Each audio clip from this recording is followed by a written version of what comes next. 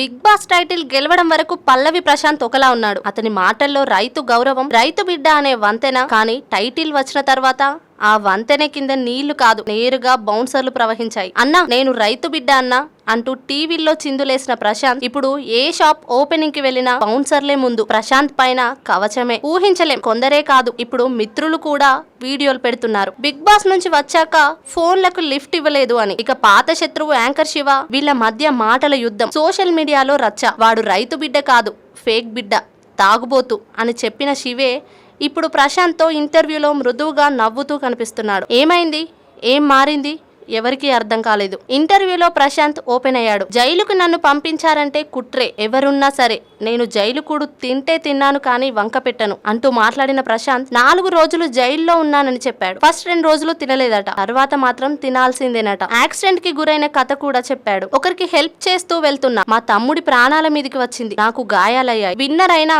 Winner life enjoy చేయలేకపోయానని అంటున్నాడు ప్రశాంత్. ఇక రాజకీయాల్లోకి వస్తావా అన్న ప్రశ్నకు సింపుల్ గా చెప్తున్నాడు, అన్నయ్యలైన శివాజీ గారు ఆశీర్వదిస్తున్నారు, దేవుడే నిర్ణయిస్తాడు. అయితే ఎక్కడికి వెళ్ళినా బౌన్సర్లతో వస్తున్న ప్రశాంత్ ఇవేంటి హంగామా అంటే నాకు ఏమవుతుందని కాదు, వాళ్లే పెట్టేస్తున్నారు అంటున్నాడు ప్రశాంత్. చివరగా ఓ పంచ్ లైన్, పండ్లున్న చెట్టుకే రాళ్లు వేస్తారు, నాకు రాళ్లు వేస్తున్నారంటే ఏదో ఫలితం ఉంటుంది కదా. ఇది పల్లవి ప్రశాంత్ కథ. రైతు బిడ్డనా, రియల్ హీరోనా, ఫేక్ డ్రామానా అనేది మీ అభిప్రాయమే. కానీ ఆయన మాటల్లో ఆత్మవిశ్వాసం ఉంది, మిగతా అంత టైం చెప్తోంది. ఇదే మా వెర్షన్. మీ అభిప్రాయాన్ని కామెంట్ చేయండి. ప్రశాంత్ నిజంగా మారాడా లేక ఇది మరో డబ్బింగ్ ఎపిసోడా?